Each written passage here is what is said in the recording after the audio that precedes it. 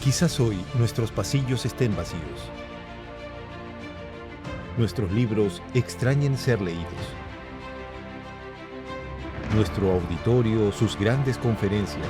Nuestras aulas, su participación en el aprendizaje. Pero la Escuela Nacional de Control no se detiene. Transformamos nuestra metodología de aprendizaje. Nos adaptamos a esta nueva era digital, con herramientas tecnológicas para la actualización y modernización del Estado. Lanzamos nuestra maestría en Control Gubernamental en modalidad virtual, con el respaldo de la Contraloría General de la República del Perú y reconocido por la SUNEDU. Capacitamos al Sistema Nacional de Control con una innovadora metodología de enseñanza para fortalecer el proceso de aprendizaje a través de aulas invertidas. Realizamos eventos virtuales de manera constante y transmitiendo conocimientos a los servidores públicos y fiscalizadores. Componentes nacionales e internacionales que comparten sus experiencias y conocimientos en la gestión pública. Organizamos mesas de concertación con escuelas del Estado y la red digital con las escuelas de posgrado para la mejora de la calidad de la educación virtual a nivel internacional. Este esfuerzo nos permite continuar con la formación de fiscalizadores, funcionarios y servidores públicos en beneficio de la ciudadanía. Seguimos adelante. Escuela Nacional de Control. Formamos creadores de valor público.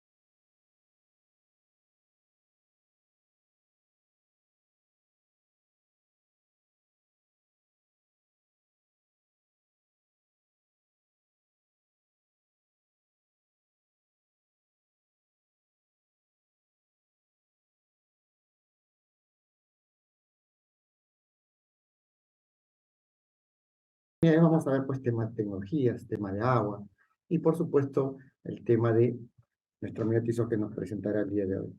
Así que sin más preámbulo, una vez más, agradecerles su participación, esperamos que sea muy provechosa y enviamos los saludos por supuesto al titular de la ASF de México, el licenciado David Comenares, de parte de nuestro Contralor Nelson Chang.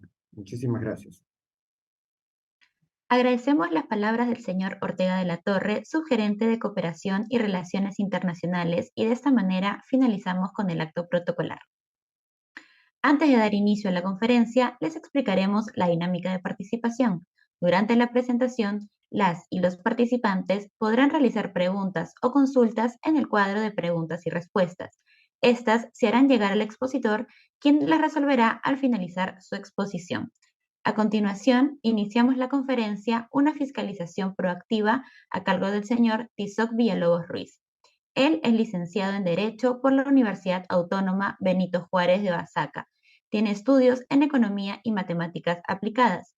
En el ámbito público, ha laborado como abogado en la Comisión Estatal de Derechos Humanos de Oaxaca de Juárez, en Servicios de Salud de Oaxaca de Juárez también, en la Secretaría de Hacienda y Crédito Público en la Ciudad de México, en el Instituto Nacional para la Evaluación de la Educación en la Ciudad de México. Ha trabajado como maestro particular impartiendo las asignaturas de álgebra y geometría, así como ha sido también consultor independiente. Actualmente es director general de Auditoría de Desempeño a Programas Presupuestarios en la Auditoría Especial de Desempeño perteneciente a la Auditoría Superior de la Federación de México. Bienvenido, señor Tizoc Villalobos Ruiz. Adelante con su presentación, por favor. Hola, ¿qué tal? Buenas tardes. No, solamente por confirmar que el audio esté bien. Bueno, primero que nada, agradecer a la Escuela Nacional de Control de Perú por esta invitación. Ya me han hecho otras invitaciones en otra época, en otras ocasiones. Nuevamente reitero lo honrado que me siento, lo honrado que es para la Auditoría Superior de la Federación que nos inviten, para la Auditoría Especial de Desempeño en particular. Agradecer a la Auditoría Superior de la Federación de México que me dan esta oportunidad de compartir algunas experiencias en materia de fiscalización. Bueno, pues sin mayor preámbulo, le comentaba precisamente a Félix, con el que he tenido la oportunidad de participar, que muchas de las experiencias que hemos tenido en OLACEP me ha permitido precisamente, estoy compartiendo mi pantalla, me ha permitido pedir, ¿sí? A mis compañeros, a mis colaboradores, porque finalmente yo como director general dependo de mis colaboradores, de mis auditores, ¿sí? Que buscáramos una nueva forma de comunicarnos con los entes fiscalizados, precisamente aprovechando que nosotros somos la Auditoría Especial de Desempeño y que tenemos un marco legal que nos permite hacer un tipo de fiscalización diferente, que si bien es cierto, no deja de ser un acto de autoridad, no deja de ser un acto que tiene cierto grado de coercitividad, sobre todo en México, derivado de la legislación mexicana.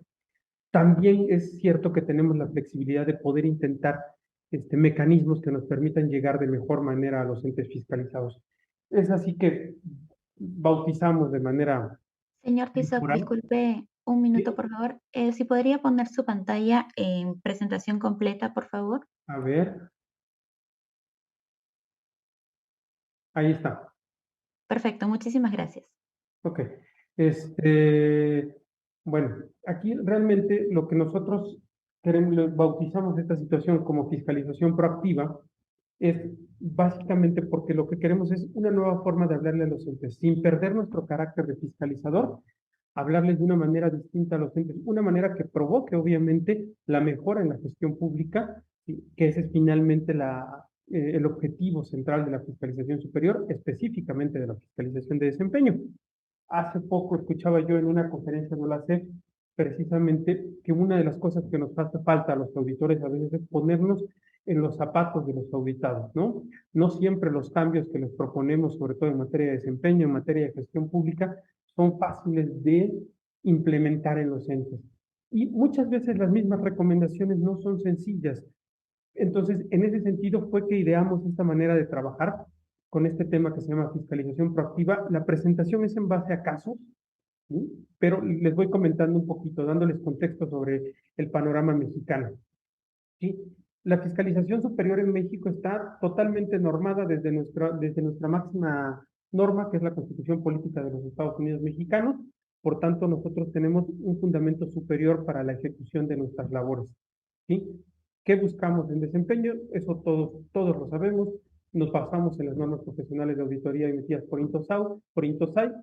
En específico, en desempeño lo que vemos son buscamos ver los criterios de eficacia, eficiencia y economía, ¿no? Las auditorías de desempeño son una revisión objetiva que permite conocer si las políticas públicas operan bajo estos tres principios. Básicamente, a eso nos dedicamos las auditorías de desempeño, y viendo ese panorama flexible fue que decidimos irnos a otras cosas. ¿Qué otras herramientas tenemos en México? Bueno, tenemos la sugerencia legislativa, que es aquella que nos permite a nosotros decirle precisamente al ente del que dependemos, que en este caso la Auditoría Superior de la Federación de México depende del Poder Legislativo, específicamente de la Cámara de Diputados, darles sugerencias sobre aquellas mejoras que se deben hacer al ordenamiento jurídico mexicano que ayuden precisamente a la mejora de la política pública, ¿no? En la natural evolución de las leyes, ¿sí? ¿Qué es lo que hemos observado durante mucho tiempo? ¿Cuáles son las inconsistencias que reiteradamente en desempeño les hacemos saber a nuestros entes fiscalizados? ¿Sí? Básicamente, que el problema público que se pretende atender, ¿sí?, no se está haciendo con base en un diagnóstico preciso, que hace falta definirlo, que hace falta medir, cuantificar, definir poblaciones objetivos, potenciales, etc. Asimismo, se les dice, ¿sí?, de manera reiterada, que para que se haga un diseño de política pública se requiere disponer de información que permite evaluar el cumplimiento de sus objetivos y metas, así como fortalecer la orientación para que se atienda el problema al cual está enfocada esta política. Todos los auditores de desempeño sabemos que esas son parte de las recomendaciones centrales que les hacemos a los entes fiscalizados.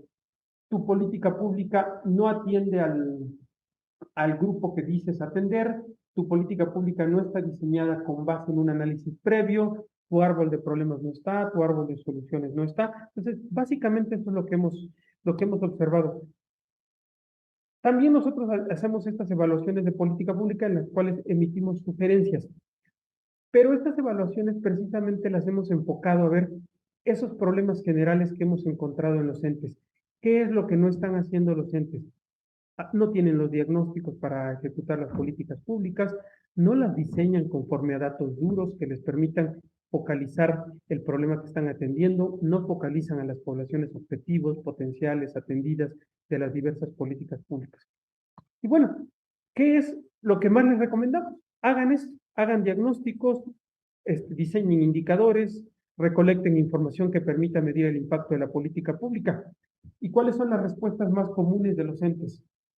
No es fácil, no es sencillo, no tenemos la información, no se puede generar, por lo menos en México, pero quiero pensar que, porque lo he compartido con algunos compañeros en OLACEP, es una de las respuestas más comunes de los entes fiscalizados. No es fácil lo que me recomiendas. ¿Cuál fue el ejercicio que estamos planteando con este tema de fiscalización proactiva? Acercarnos precisamente a los entes y decirles, mira, yo te voy a hacer el diagnóstico, yo voy a hacerte esa evaluación de impacto. No quiere decir que sea la única manera de hacerlo, quiere decir que existe la manera de acercarse de una manera científica, de una manera ordenada, de una manera metódica a los resultados de tu política pública, al diagnóstico que necesitas precisamente para ejecutar esa política pública. Eso es lo que estamos tratando de decirle a los entes con este tema. Bajo este esquema hemos realizado varias evaluaciones, una evaluación que denominamos capital humano, seguridad social, la otra sistema tributario y áreas naturales protegidas, que precisamente de esto partió la experiencia, ¿no? Áreas naturales protegidas es una evaluación coordinada por el TCU de Brasil, y con esto fue que iniciamos también nosotros las de capital humano, seguridad social y sistema tributario. Les cuento rápidamente en qué consisten precisamente estas evaluaciones y por qué proactivas. El Estado mexicano cuenta con una política, en el caso del capital humano, una política que es la política de servicio profesional de carrera dentro de la administración pública. Sin embargo, nosotros en reiteradas auditorías de desempeño habíamos observado que no se estaban cumpliendo los objetivos y que había temas de diseño. Entonces, decidimos ir un poco más allá de la política diseñada y evaluar el capital humano. ¿Qué tanto la administración pública mexicana le estaba dando o estaba preparando a la burocracia federal, ¿sí?, precisamente para que el producto que entregue el gobierno sea mejor? ¿Qué tanto está funcionando? En este caso, nosotros hicimos 6 estudios de caso. Aquí les voy a enseñar específicamente dos, el del Servicio Exterior, tres, perdón, Servicio Exterior Mexicano, el del INEGI y el del Banxico. En el caso del Banxico es un órgano autónomo que se encarga de regular la política monetaria, el INEGI es nuestro organismo estadístico más importante y el Servicio Exterior Mexicano pues es precisamente toda nuestra representación diplomática. Les voy a hacer rápidamente algunas introducciones. Bueno, ¿cuál era el objetivo? Pues era evaluar las estrategias y acciones que se identifican como precursoras de la gestión del capital humano de la Administración Pública Federal, con el objeto de conocer en qué medida se contribuye a fomentar la generación de capital humano para atender las demandas y necesidades de servicios públicos de la sociedad.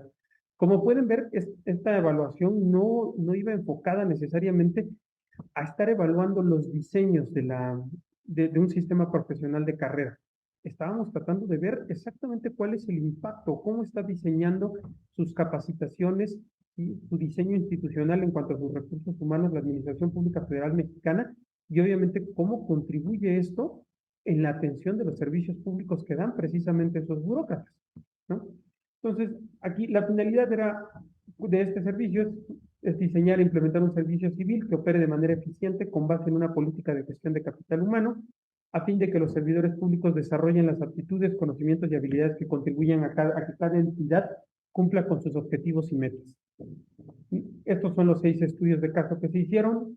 La Secretaría de Hacienda, la FEDER y el Bienestar son 3 instituciones que pertenecen a la Administración Pública Centralizada, al Poder Ejecutivo, ¿sí? Igual que la Secretaría de Relaciones Exteriores, pues lo consideramos un caso un poco aparte, y 2 institutos autónomos, el Banco de México y el Instituto Nacional de Estadística y Geografía.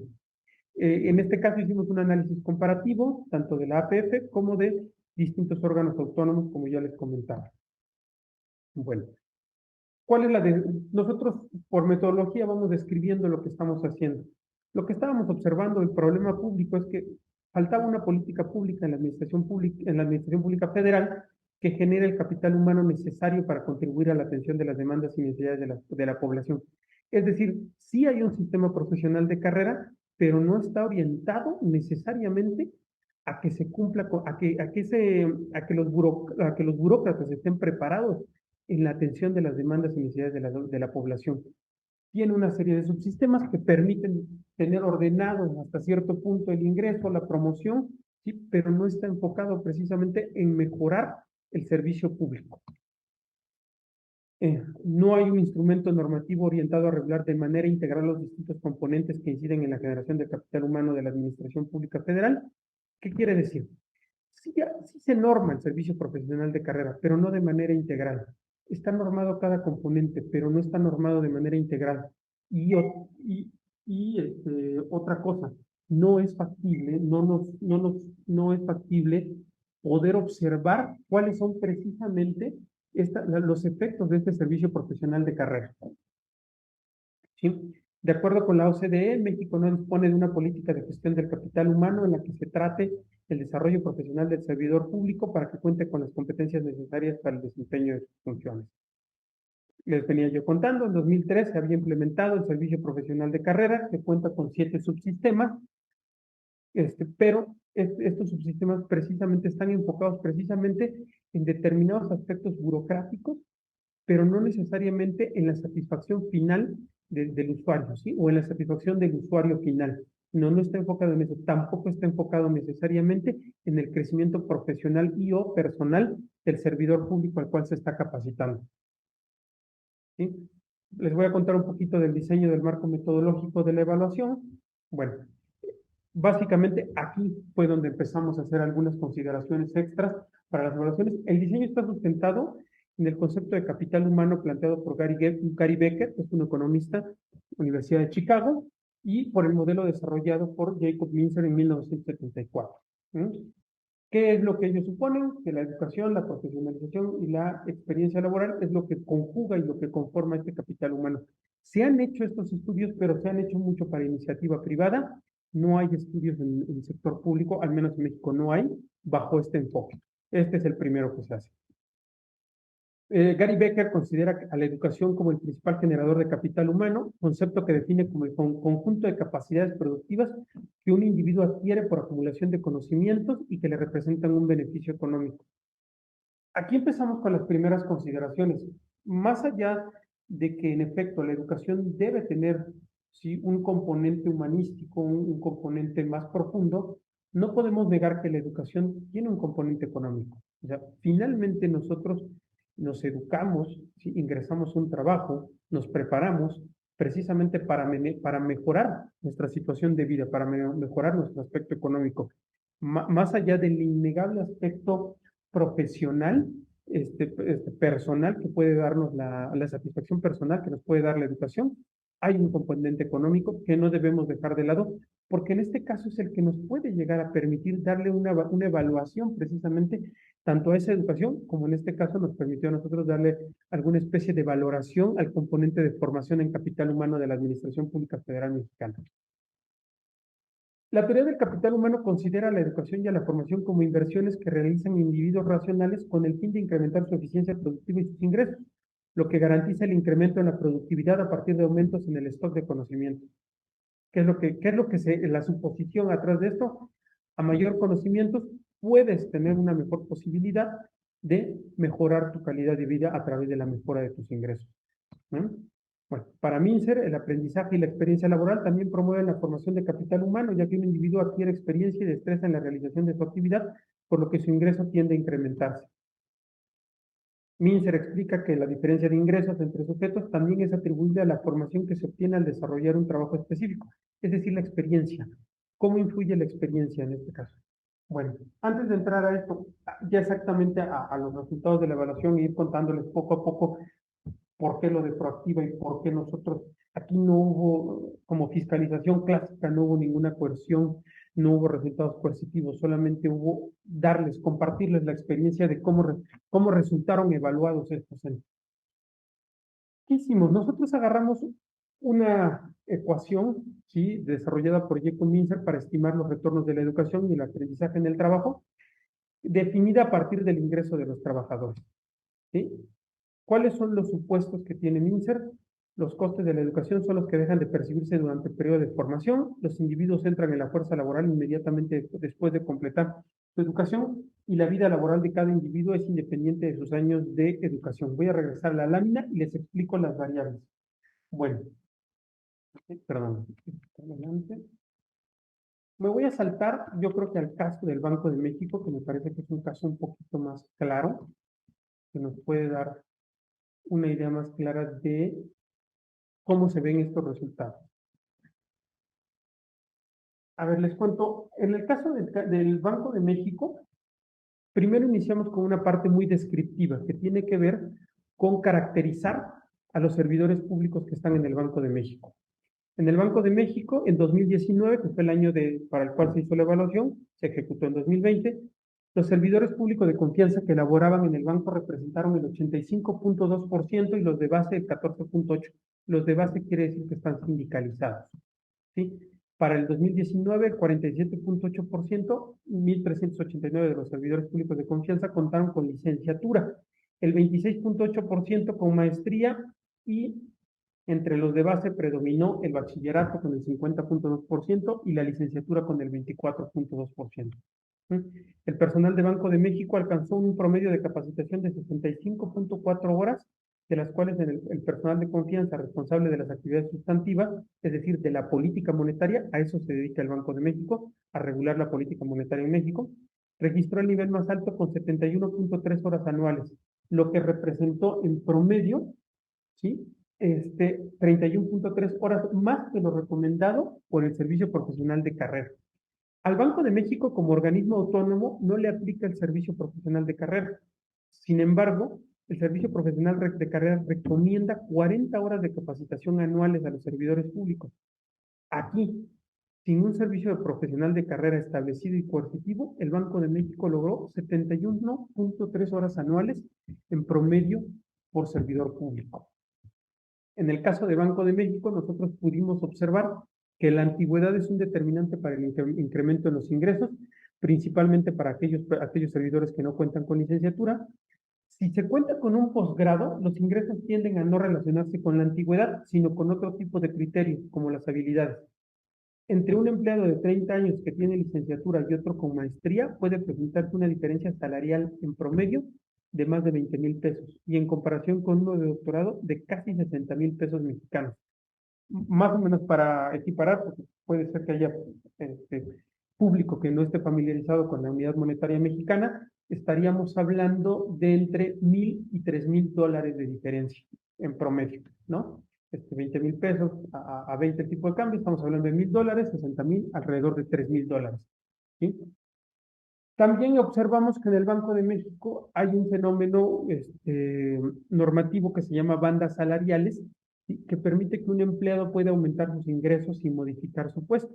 Los aumentos en los ingresos incorporan información de la evaluación del desempeño del servidor público y de su capacitación. En general, los ingresos de cada rango no tienden a estar concentrados en algún extremo, lo que implica que la distribución dentro del rango sea más equitativa.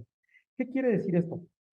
Básicamente, las bandas salariales permiten premiar el desempeño de un servidor público, ¿sí? Sin necesidad de hacer el ascenso.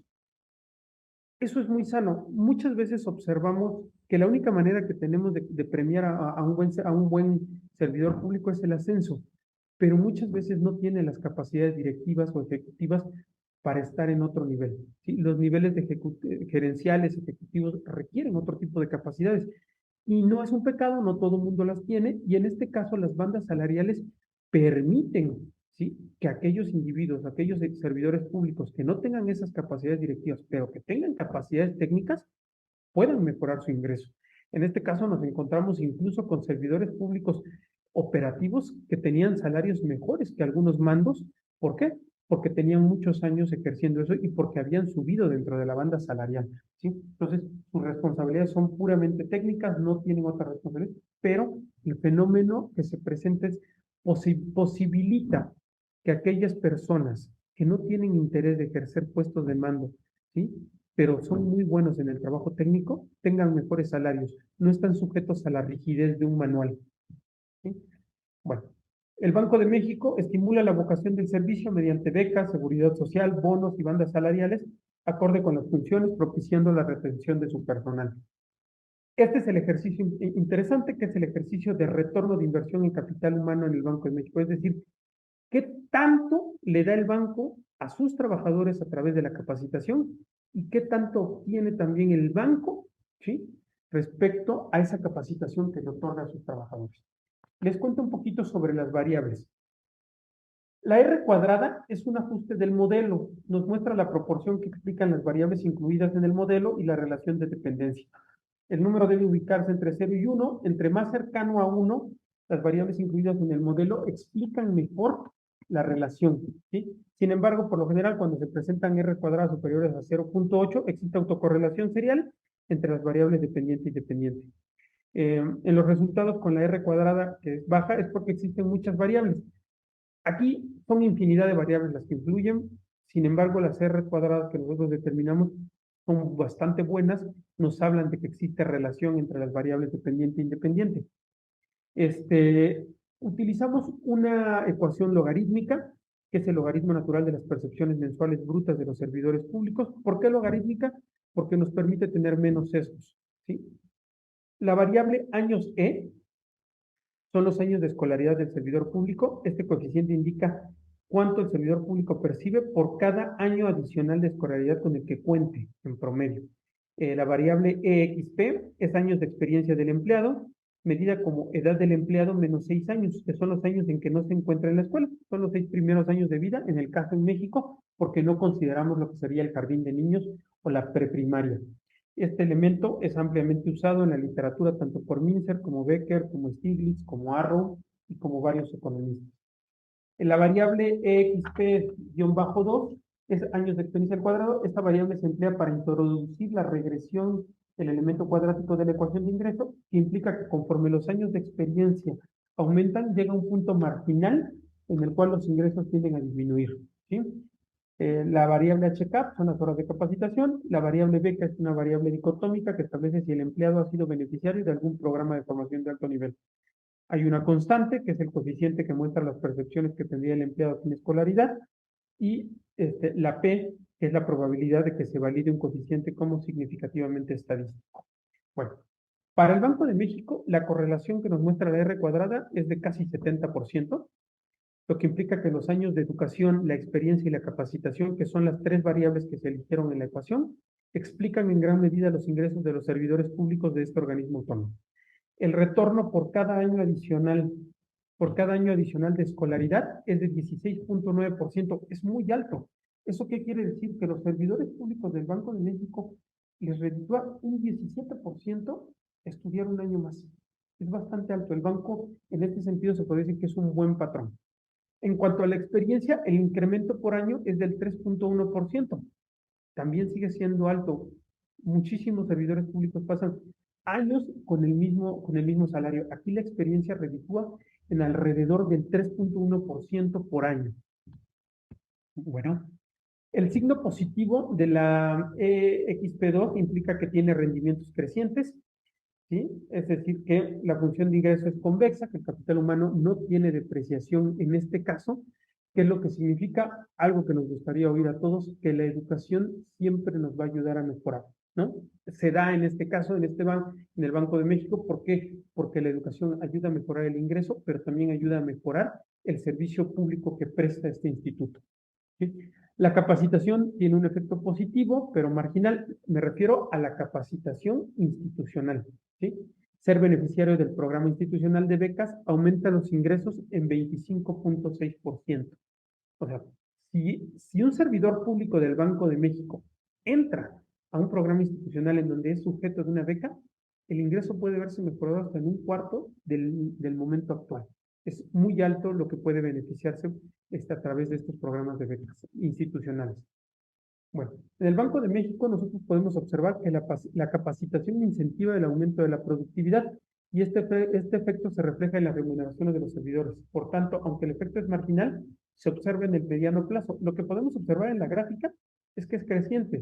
Entonces, aunque se va viendo un efecto marginal de la capacitación en el ingreso del servidor público, es un ingreso creciente. Y a lo largo plazo va sumando.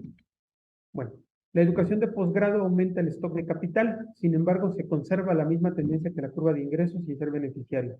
Siendo becario, aumenta el stock de capital humano del individuo y en forma subyacente su productividad. Es decir, las educaciones de posgrado en el Banco de México permite acceder a otros niveles de ingreso. El banco recompensa a aquellos empleados que se preparan más, ¿sí? Aquí nosotros hicimos ¿cuál es la R cuadrada con un efecto diploma? Es decir, ser beneficiario de un programa de alto nivel del banco, se cierra al 70%. Cuando los participantes tienen el doctorado, encontramos los mayores beneficios de contar con un grado académico de éxito superior. En Banco de México, los empleados públicos con un posgrado representan mayor productividad y se ve reflejado en sus ingresos, lo que implica que los años de escolaridad asociados a un título pueden ser interpretados como un pago de la capacidad innata que se señaliza con la educación. Estos son los resultados, los que ven ustedes. Esto es lo que representa, básicamente lo que representa en términos matemáticos y numéricos. Ahorita voy a entrar nada más a las consideraciones ya cualitativas, ¿no?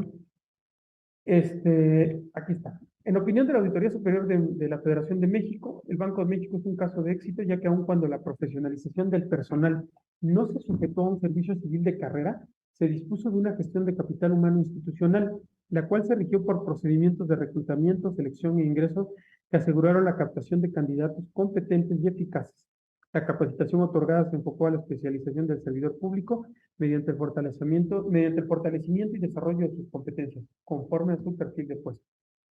Asimismo, contó con el diseño de bandas salariales que garantizan una remuneración de los servidores públicos acorde a sus funciones, así como incrementos salariales en el mismo puesto.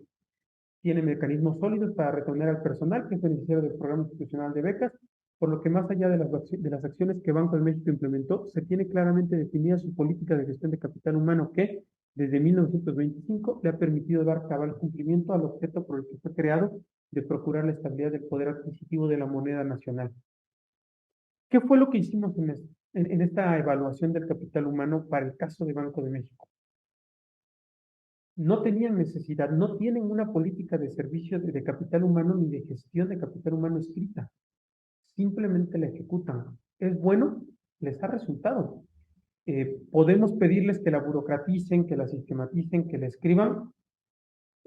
Dentro de cómo se mueve el banco, No, les ha resultado. Y eso es lo que estamos tratando de evitar. Evitamos en este tipo de evaluaciones dar una receta. Lo que presentamos en esta evaluación es decirle, tu gestión de capital humano es muy buena y dárselas como una experiencia a otras instituciones que no salen tan bien como el Banco de México.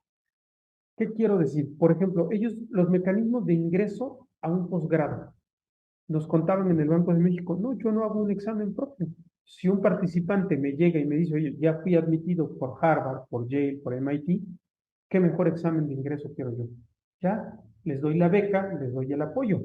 Eso sí, garantizo que después de todo el conocimiento que yo pagué a través de la beca, regresen a la institución y me dejen algo como institución y a sus compañeros en forma de capacitación. Entonces, el Banco de México, dentro de las percepciones que tiene la ciudadanía mexicana, tiene una percepción alta de su efectividad. Finalmente, desde su autonomía, su principal labor, que es la contención de la inflación, ha sido lograda, ¿no? Con todos los asegúnes, pero ha sido lograda y en gran parte de esto se debe precisamente a la profesionalización y capacitación que garantiza el Banco de México. Esto es lo que nosotros estamos haciendo ahorita. Estamos combinando herramientas cualitativas y cuantitativas de análisis que nos permitan mandar mensajes proactivos. No siempre mandamos el mensaje de estás haciendo mal las cosas, no, las estás haciendo bien. En este caso, nosotros encontramos que ellos no tienen sistematizada su política de capital humano, pero tampoco considerábamos necesario recomendarles que lo hicieran, puesto que estaba funcionando y pertenece a una tradición oral y una tradición de gestión pública que el Banco de México tiene, que le ha funcionado. Este es uno de los casos que hicimos con estas evaluaciones. Otro que me gustaría presentarles rápidamente, porque pues me habían comentado que son 45, 50 minutos esta conferencia para dar paso a las preguntas. En el tema de seguridad social, una de las cosas que siempre nos dicen, sobre todo en temas de seguridad social, perdón por ir tan rápido, pero para poder abarcar un poquito más en esta otra experiencia que tuvimos en esta idea de fiscalización proactiva, es precisamente que siempre les pedimos la elaboración de diagnósticos y siempre les decimos, haz un diagnóstico antes de diseñar tu política pública. Ten idea de dónde estás parado. En ese sentido, lo hemos recomendado muchas veces al sector salud, y en este caso lo que nosotros hicimos es intentar hacer ese diagnóstico con los datos del sector salud. Son los datos que ellos nos proporcionaron y son lo que nosotros hicimos en este caso. ¿Sí?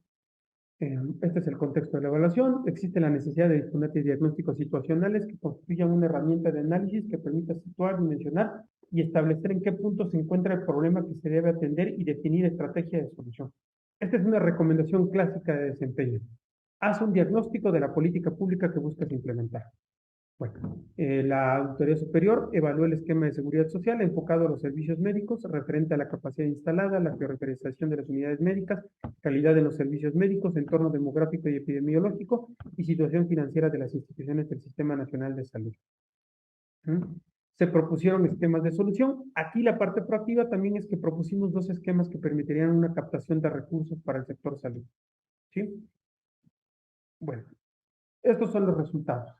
La capacidad instalada de las instituciones del Sistema Nacional de Salud no corresponde con las necesidades de atención de la población a causa de las deficiencias en la cuantificación de la población derechohabiente y abierta.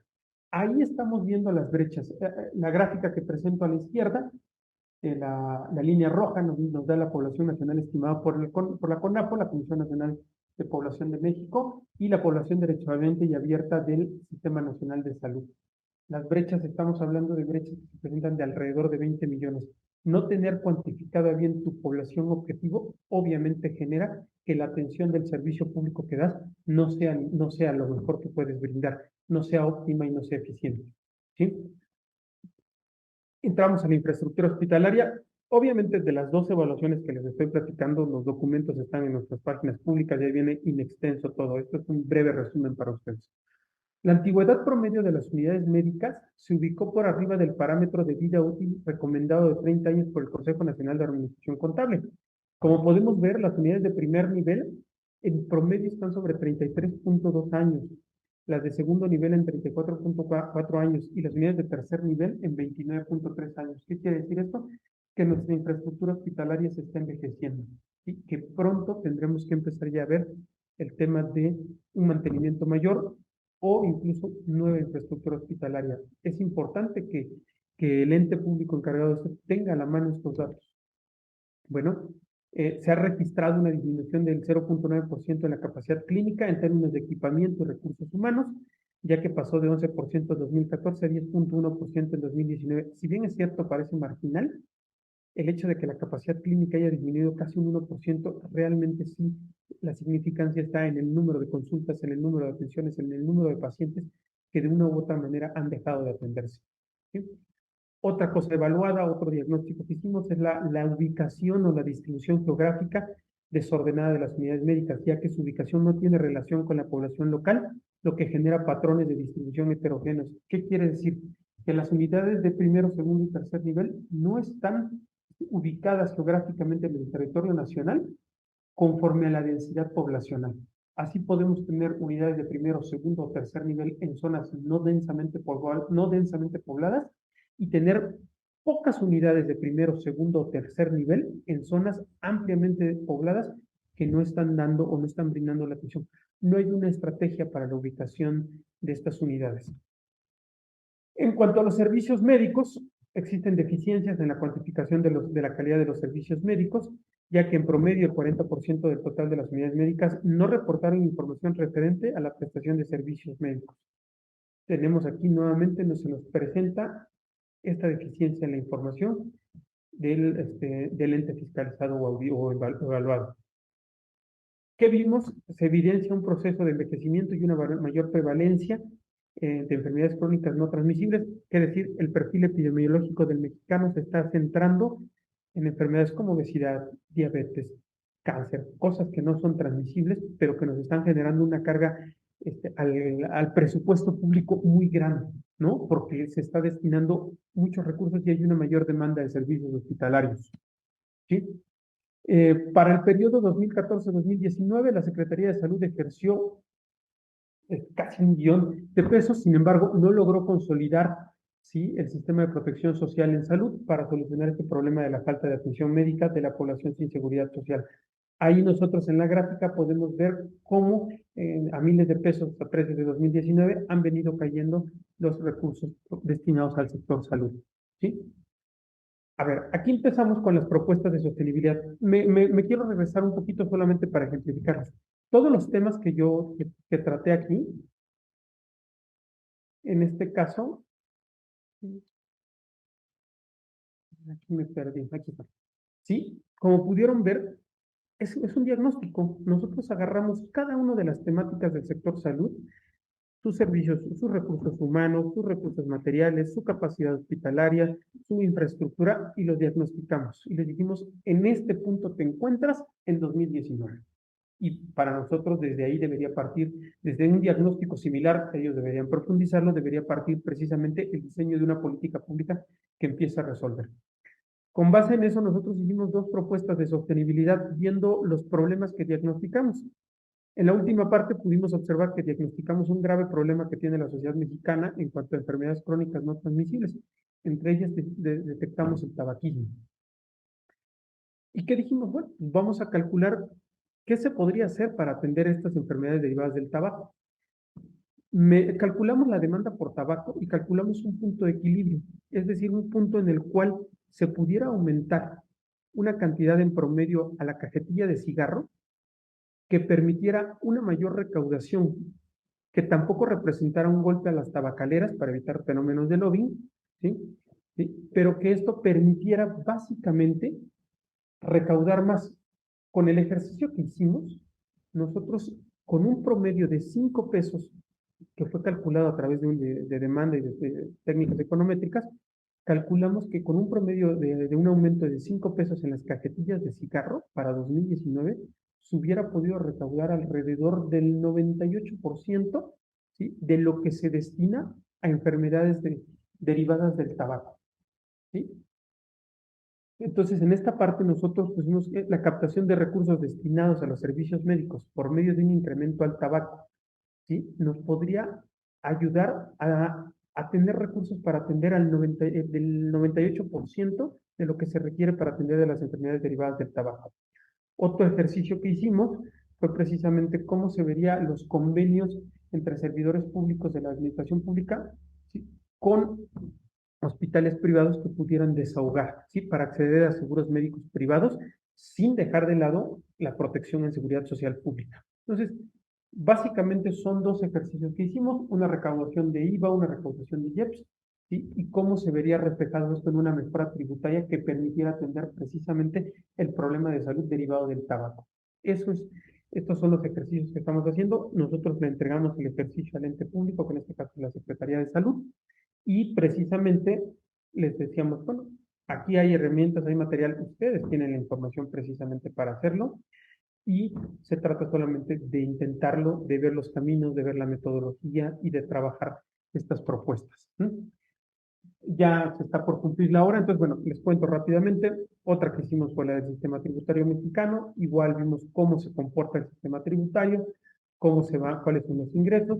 Hicimos una propuesta de recaudación en tema de una población que no ha sido atendida, que sí que es la población que no tiene un trabajo formal, ¿sí?, o que no hay ingreso, no hay forma de captar los ingresos. Establecimos parámetros por los cuales esta población podría ser sujeta de inscribirse en el Registro Federal de Contribuyentes, cuáles serían los incentivos y cuánto podríamos obtener con un impuesto para esas personas calculado bajo ciertos parámetros.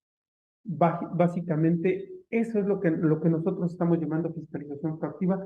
Este tipo de fiscalizaciones no generó ninguna de las herramientas legales que tenemos con los entes, no generaron recomendaciones como tal, generaron unas sugerencias que básicamente es lo que te estoy dando, estúdialo, analízalo, y si tú consideras prudente profundizarlo, hazlo, ¿sí? Te estamos diciendo, sí se puede hacer.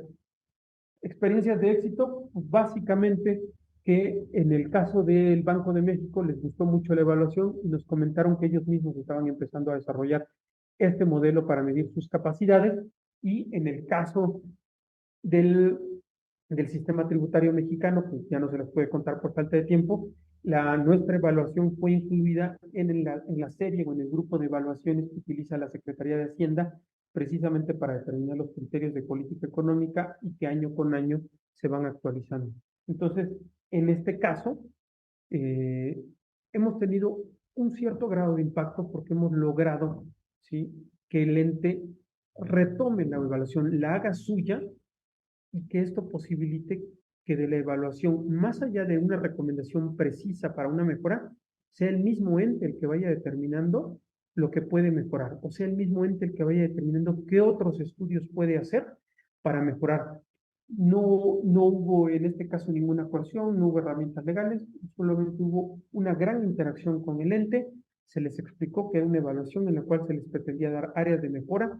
Evidentemente no podemos dejar de utilizar el lenguaje de auditor, existieron deficiencias, faltó esto, faltó lo otro, pero al final el efecto legal era el que de alguna u otra manera ellos se estaban evitando la señalización, la recomendación o cualquier observación de naturaleza auditora, y les estábamos dando sugerencias, ¿sí?, que finalmente son las mismas que le damos a veces en las auditorías, solamente que el planteamiento cambiaba, las técnicas también cambiaban. Nos atrevimos a utilizar algunas técnicas cuantitativas que nos posibilitaron darles resultados o diagnósticos que les sirvieran a ellos para la mejora. De esto se trata este intento, bueno, más que intento ya, de esta línea que estamos siguiendo, que fue una petición, una idea que se generó con el señor auditor superior, el señor auditor superior de la Federación y el señor auditor especial de desempeño, es buscar darle nuevos elementos a los entes para que hagan propio trabajo de fiscalización, para que dejen de vernos como enemigos, porque pues normalmente así nos ven, ¿sí?, pero para que nos vean también como aliados, sin perder nuestra calidad de autoridad y bajo el esquema de las auditorías de desempeño. Otra cosa son las auditorías de cumplimiento, las auditorías de regularidad, en las que evidentemente hay sanciones y hay todo tipo de consecuencias. Pero en esta parte lo que les estamos queriendo decir, mira, si mejoras la gestión, si mejoras esto, posiblemente mejore también lo otro. Básicamente es lo que les quería compartir. Espero que haya sido de su interés. Quedo abierto a sus preguntas, a cualquier interrogante, ¿sí? Muchísimas gracias. Agradecemos al señor Tizoc Villalobos Ruiz por su interesante presentación. A continuación daremos pase a las preguntas del público. Y bueno, voy a leer la pregunta que nos han generado. Si un gobierno nacional y subnacional no considera la educación como capital humano, la misión, visión, valores, estrategia, objetivos, desempeño, impacta en la cultura organizacional tanto a los líderes y servidores de la administración pública en América Latina? Pues bueno, me parece, yo creo que es muy explorado que evidentemente tenemos que considerar a la educación como parte de esa formación, no solo del capital humano para el gobierno, sino como parte de la formación de cualquier país. Si cualquier ente público, cualquier gobierno llega y le da toda la importancia que tiene la educación, evidentemente son condicionantes que ayudan a la mejora del país. Lo podemos ver en innumerables casos, el avance que han tenido países como Corea del Sur, como Vietnam, como China, pues, que hace 30, 50 años no tenían lo que tienen ahorita y que a través de modelos educativos los han mejorado, ¿no? También lo podemos ver a través de la experiencia de la educación en varios sectores europeos, latinoamericanos, también cómo la experiencia de la mejora en la educación ha mejorado muchos procesos de gestión pública. A mí me gusta poner mucho como ejemplo el caso del TCU de Brasil. La mejora en todas las partes de gestión de tecnologías de la información evidentemente ha hecho que el TCU esté a la vanguardia. Aquí el auditor superior de la Federación, el licenciado Colmenares, el maestro Agustín Caso, el auditor especial de desempeño, han buscado precisamente esa mejora en la capacitación de los servidores públicos, precisamente porque eso es lo que nos trae como consecuencia la mejora en la gestión pública. Sí, considero que la educación debe ser parte central, parte nodal en el desarrollo de los países y debe ser impulsada y considerada como tal. Muchas gracias por su interesante respuesta. Queremos agradecer al señor Tizoc Villalobos Ruiz por haber compartido su valiosa experiencia, conocimientos y tiempo con nosotros. Se les recuerda que se otorgará la constancia de participación a aquellos que se hayan inscrito de forma correcta en la plataforma. Las constancias se enviarán a los correos electrónicos registrados en 25 días hábiles posteriores a la culminación de la capacitación.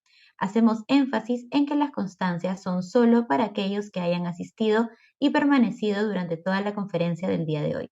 Asimismo, las y los invitamos a compartir su experiencia sobre nuestras conferencias en la sección de opiniones de nuestro Facebook, lo cual nos permitirá mejorar y continuar con estas sesiones gratuitas. Muy buenas noches con todas y todos los presentes. Gracias.